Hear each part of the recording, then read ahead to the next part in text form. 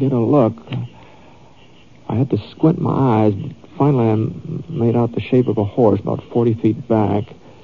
He was just standing there nibbling on a couple of tufts of grass. Wasn't anybody in the saddle.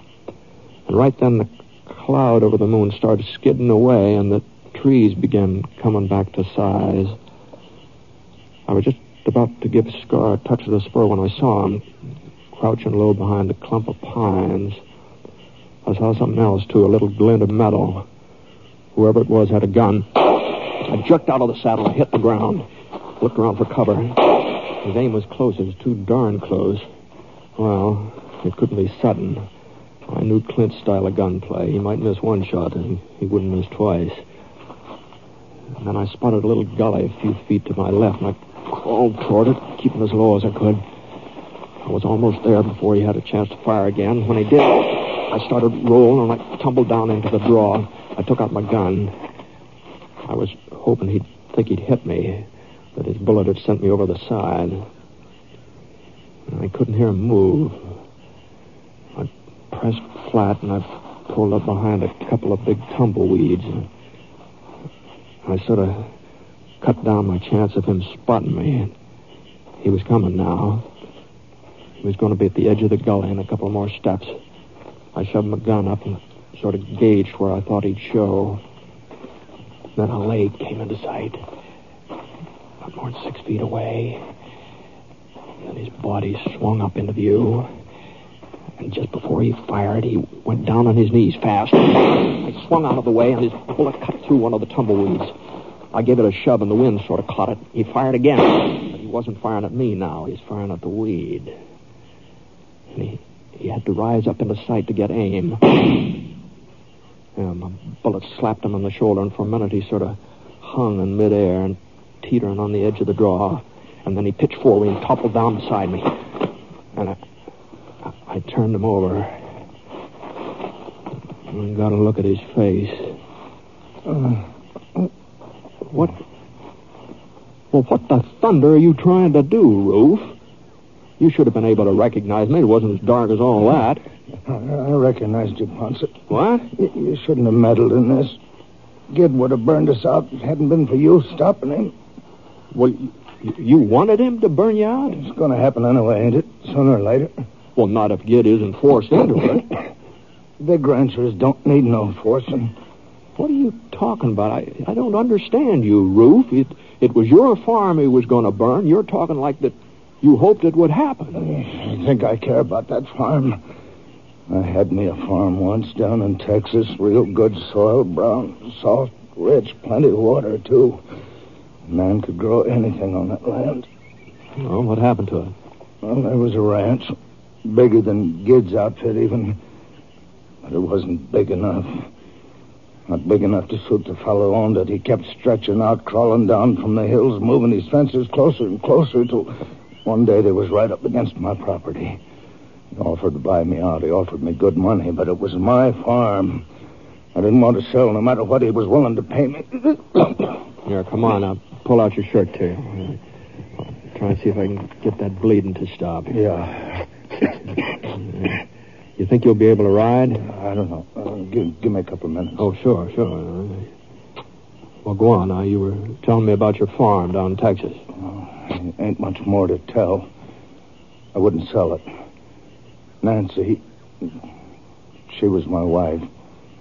She told me I was wrong. I'd have to give in, but I didn't listen to her. I should have listened and burned us out. I see. I wasn't there when it happened. I was in town. Nancy, she tried to stop him. They killed her. Oh, I'm sorry, Lovett. They killed her and left her there in the house while they burned it. Couldn't even give her a decent burial. There was... No, take it easy, Roof. Don't matter what becomes of me, Ponsett, not anymore. After Nancy... Well, afterwards I come up here to New Mexico. Figured maybe I could start over. Maybe things would be different, but there wasn't no different. There's always a ranch and a fellow like Gid Bascom to shove you around. I watched him spreading out clear to Apache Hills, and then when he couldn't go no further in that direction, I knowed he'd be coming my way. Well, I wasn't just going to sit around and wait for him like I'd done before. So you stole Gid's cattle.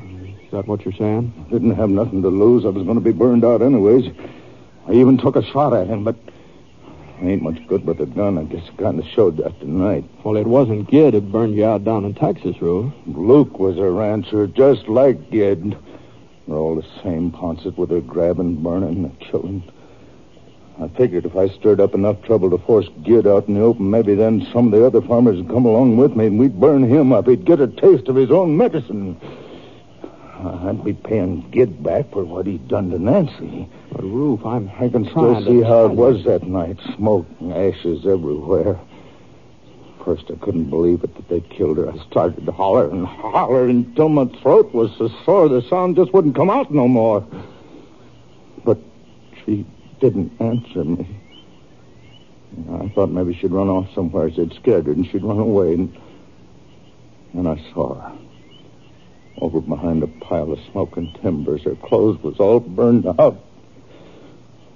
That's what he'd done. That's what Gid had done. That wasn't Gid Bascom. Now, get a hold of yourself. I've got to make it up for Nancy. I got to burn the 777. And you're coming to town with me. Town? Come on now. Can you stand up? I guess so. Who are you? No, you come along. Now, here, let me give you a hand. Well, what about Luke Harper? Luke Harper? You ain't been listening to me. I told you I got to get even with Harper for killing my wife. That's what I was going to do tonight. Burn down his ranch. Now, I told you. I know, yeah. Now, you told me. But you just better forget about that for now. Well, I couldn't forget. No, not ever. Come on, Rube. Come on, you and me are going to town. Huh? Here, I'll help you on your horse here. Come on. Thanks, mister. Thanks a lot. You've been real kind to... Ooh. Funny. There's something wrong with my shoulder.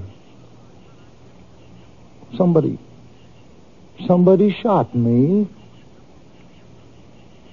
Did Luke Harper do that, mister? Maybe he did, Rube. In a way. Maybe he did.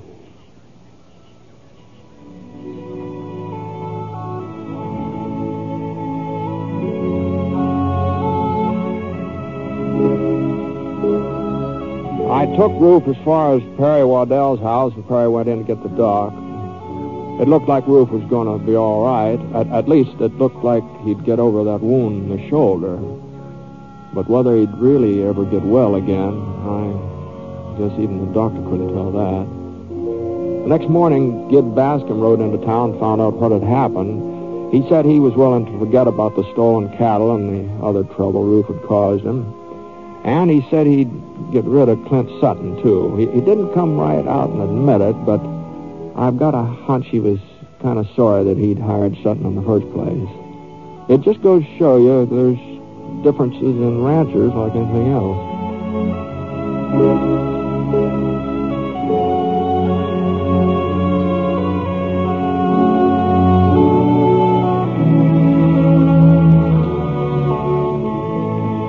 The Six Shooter is a transcribed NBC Radio Network production in association with Review Productions. It is written by Frank Burtz and is based on a character created by him.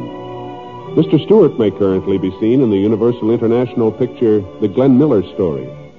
Others in the cast were Lamont Johnson, Gerald Moore, Bob Griffin, Parley Bear, and Howard McNear. Special music for this program was by Basil Adlin, and the entire production is under the direction of Jack Johnstone. All characters and incidents were fictitious, and any resemblance to actual characters or incidents is purely coincidental. Oh, by the way, you'll be interested in knowing that the Six Shooter has been chosen for broadcast to our men overseas through the facilities of the Armed Forces Radio Service. This is Hal Gibney speaking.